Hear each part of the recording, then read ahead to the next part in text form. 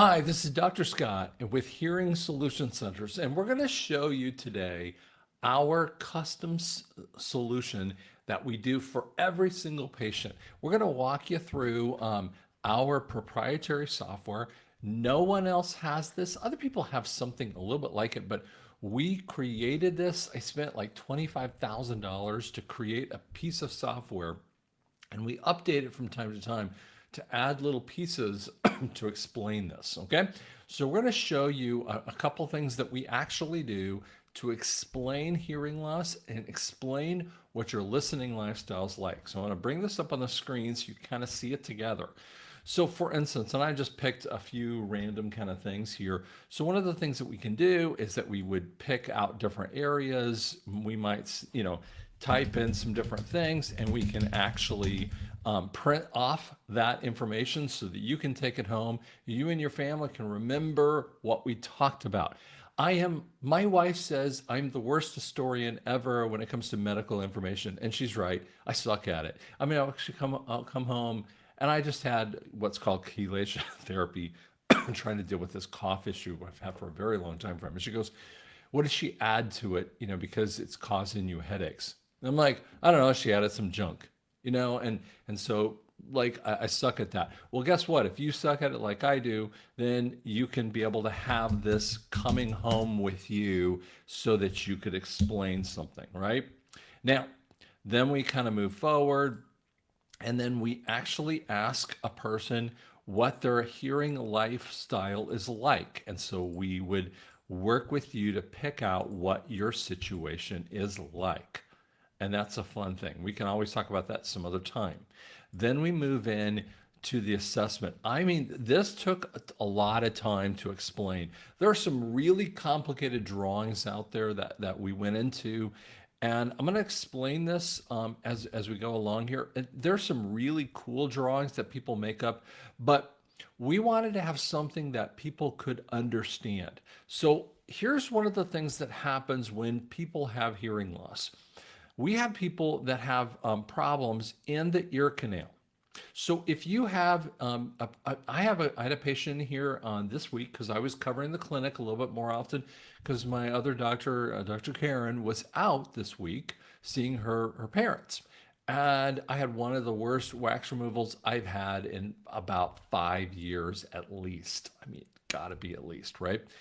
And and I kind of made his ear sore on the right side, his left side. We got it all out. It took me 4 bats of water with this irrigator to get this all out. And he was completely plugged up. He had a very significant problem with his hearing, especially on the right side. The left side, he goes, "Well, it's not that bad." I'm like, "Yeah, but it is." And that could be one of the areas. So when you click on that area, you can see what we talk about. Then we actually can look at the eardrum and show the explanation in there. So this is where ear infections come in. Okay. Again, simple, straightforward explanations. Then inner ear hearing loss. And again, we're not trying to be like too crazy on this thing. We could always talk about that. But we wanted to give you an understanding. And then we have this little X thing right over here. This is where it crosses over in the sound. So sounds cross over so that they move from one side. Now, this does it many times, but I was just showing you one of the ways.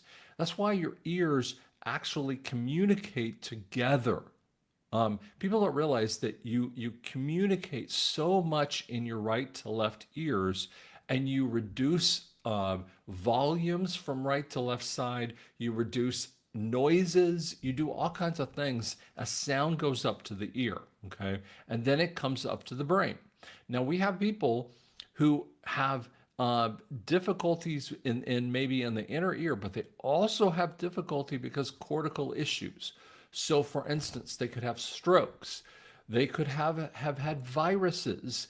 They could even have issues with, vaccine issues. Vaccine injuries cause blood flow issues. All kinds of stuff go on that could cause problems. And so those are issues why someone who might be younger could have a problem.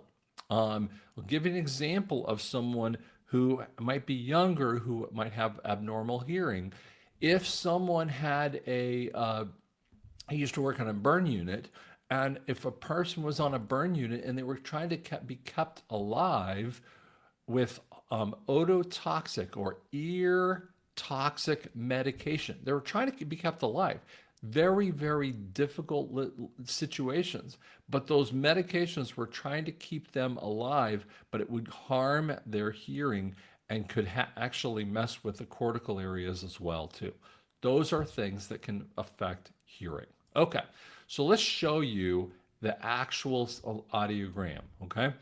Now, when you look at this and you see these, you go, well, I don't know what that means, okay? So we look at hearing from the lowest pitches down here up to the highest pitches over here. So they carry the volume sounds up to the understanding sounds over here, okay?